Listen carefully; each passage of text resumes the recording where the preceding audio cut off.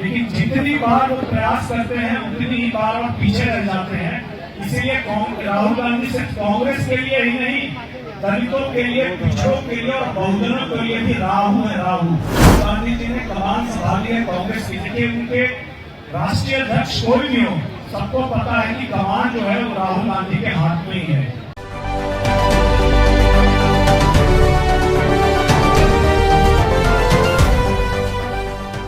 Party के द्वारा लाया गया, जिसमें गरीब और पिछड़े वर्गों के सामाजिक आर्थिक अधिकारों की रक्षा, भारत की सशस्त्र सेनाओं को सम्मान और समर्थन, वामपंथी अराजकता का विरोध, बहुजन भील समाज में बड़े नेता के रूप में राष्ट्रीय अध्यक्ष एवं केंद्रीय मंत्री चिराग पासवान जी की सक्रिय भागीदारी और भविष्य की जिम्मेदारी, बहुजन भील संकल्प समागम, बिहार विधानसभा चुनाव 2025 की स्वतंत्र पहचान के साथ भागीदारी, गया में अंतर्राष्ट्रीय हवाई अड्डे का नाम भगवान बुद्ध अंतर्राष्ट्रीय हवाई अड्डे का करना, निजी क्षेत्र में नौकरियों में आरक्षण का प्रावधान, श्रद्धेय पद्मभूषण स्वर्गीय रामविलास पासवान जी का मरणोपरांत भारत रत्न देने की मांग, स्वर्गीय रामविलास पासवान जी की प्रतिमा लोकसभा में तैलचित्र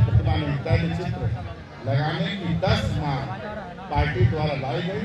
पार्टी के हमारे सभी जो सम्मानित नेता यहाँ थे, सबने उसका समर्थन किया है और यही आज का मुख्य विषय है।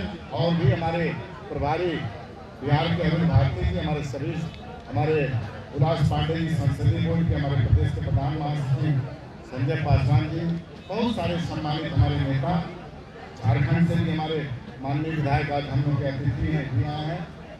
तो एक मूर्ता इससे हुई और भी कार्यकर्ताओं ने, नेताओं ने अपनी बात को रखा और लगभग ये मीटिंग 11 बजे से चालू है।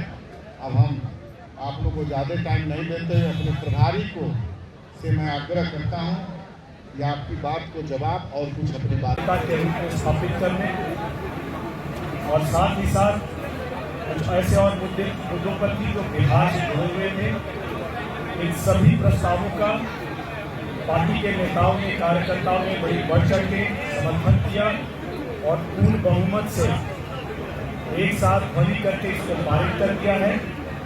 इन सारे प्रस्तावों को अलग अलग जिलों में, अलग अलग कार्यकर्ताओं में बिहार में हर जगह प्रसारित किया जाएगा और हमारे जितने भी कार्यकर्ता हैं, हमारे नेता हैं, इन्हीं सारे प्रस्तावों को आगे लेकर के बिहार विधानसभा के चुनावों की तरफ बढ़ेंगे। अब आपके कुछ सवाल हों तो उसका ये करके हम लोग आपको सवाल पूछ सकते हैं। अभी पूरी जब तक नहीं हो जाती तब तक कोई डिमांड रखने का या कोई इस बारे में कोई भी ऐसी कुछ खबरें जो आ रही हैं, आपके पास खबरें आ रही हैं, एकदम निरर्थक है, इसमें कोई सत्यता नहीं है। कितनी सीटों पर टारगेट कह रही है कि 60 को स्ट्रेटेजी कहीं चुनाव फिर से अपना काम किया। देखिए हम लोग गठबंधन में हैं, गठबंधन 60 से कम सीमाओं से बंधे हुए हैं और ऐसे में चुनावों को लेकर के जो अलग अलग विरोधी अलग अलग आंकड़े लगा रहे हैं,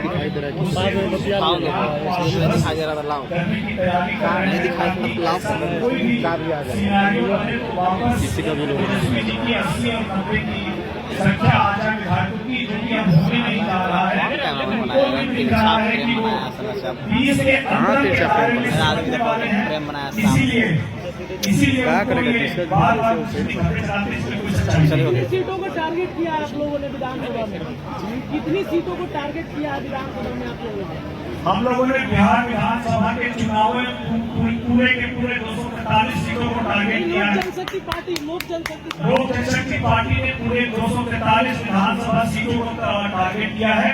जहां गठबंधन में चुनाव लड़ेंगे, मजबूती से लड़ेंगे, जहां नहीं लड़ेंगे अपने गठबंधन के सहयोगियों को जिताने का प्रयास करेंगे। आपकी पार्टी कितनी सीटों पर लड़ेगी सर? आपकी पार्टी मांग रही है गठबंधन में ये तय हो जाने दीजिए, इसकी जानकारी आपको उस वक्त देनी जाएगी। गांधी जी ने कमान संभाली है कांग्रेस की, देखिए उनके राष्ट्रीय अध्यक्ष कोई भी हो, सबको पता है कि कमान जो है वो राहुल गांधी के हाथ में ही है। लेकिन जितनी बार वो प्रयास करते हैं उतनी ही बार वो पीछे रह जाते हैं। इसीलिए राहुल गांधी सिर्फ कांग्रेस के लिए ही नहीं, दलितों के लिए, पिछड़ों के लिए और बहुजनों के लिए भी राहु है, राहु।